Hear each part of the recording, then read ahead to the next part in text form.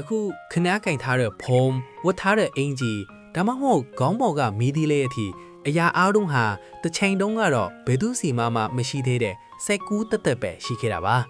စဉ်းစားကြည့်ရင်အရန်ရင်ခွန်ဖို့ကောင်းပါတယ်ဒီကဘာကြီးပေါ်မှာရှိတဲ့လူလုံးတဲ့အရာတိုင်းဟာစိတ်ကူးကနေပဲစတင်ခဲ့တာပါဒါဆိုရင်အဲ့ဒီစိတ်ကူးတွေကဘယ်ကနေရောက်လာတာလဲကောင်းကင်ဘော်ကပြုတ်ကျလာတာလားဒါမှမဟုတ်ကျွန်တော်တို့ဦးနောက်ထဲမှာတနေရာမှာပုံနေတာလား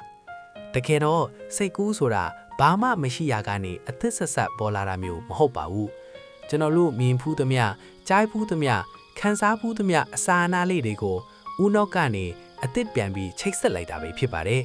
ဒီလိုပါပဲစိတ်ကူးဆိုတာအဆက်အပြောက်တွေကိုလိုက်ဆက်ရတဲ့ကစားနည်းတစ်ခုလိုပါပဲ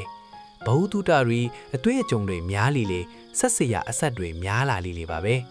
အဲ့ဒီအဆက်တွေကိုတခါမှမတွေးဖူးတဲ့ပုံစံမျိုးနဲ့ချိတ်ဆက်မိသွားတဲ့အခါမှာတော့ကျွန်တော်တို့ကဒါကိုစိတ်ကူးတစ်လို့ခေါ်လိုက်ကြတာပါဒါပေမဲ့ထူးဆန်းတာတစ်ခုရှိပါတယ်စိတ်ကူးကောင်းတွေဟာအလုတ်အရိုင်းရှုပ်နေပြီးအသင်းညစ်ထုံနေချိန်မှာပေါ်မလာတတ်ပဲရေချိုးနေရင်လမ်းလျှောက်နေရင်ဒါမှမဟုတ်ငေးနေရင်လို့စိတ်အေးလက်အေးရှိနေချိန်မျိုးမှာရုတ်တရက်ရောက်လာတတ်တာပါကျွန်တော်တို့အာယုံစူးစိုက်မှုကိုလွှတ်ချလိုက်တဲ့အခါမှာဦးနောက်ကပိုပြီးလွတ်လွတ်လပ်လပ်အလုံးလုံးနိုင်သွားတာပဲပါတယ်အဲ့ဒီချိန်မှာမတူညီတဲ့အတွေးစားလေးတွေကတစ်ခုနဲ့တစ်ခုလာပြီးပေါင်းဆက်မိသွားကြတာပါ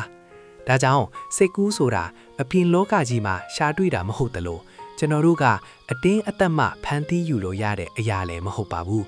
ကျွန်တော်တို့ဟာစိတ်ကူးတွေဖြတ်တန်းသွားလာဖို့အတွက်လမ်းကြောင်းတစ်ခုဖြစ်ပေးယုံပါပဲတခါလေမှာတော့ဘာမှမလုပ်ပဲငြင်းငြင်းလေးနေပြီးဖို့လည်းလိုအပ်ပါပဲအဲ့ဒီလိုငြင်းသက်နေတဲ့အချိန်မျိုးမှာခင်ဗျားရဲ့အတွေးထဲကိုတကဘာလုံးကိုပြောင်းလဲပစ်နိုင်တဲ့စိတ်ကူးတစ်ခုကအေးအေးဆေးဆေးလေးလမ်းလျှောက်ဝင်လာမှာဖြစ်ပါတယ်ခင်ဗျာ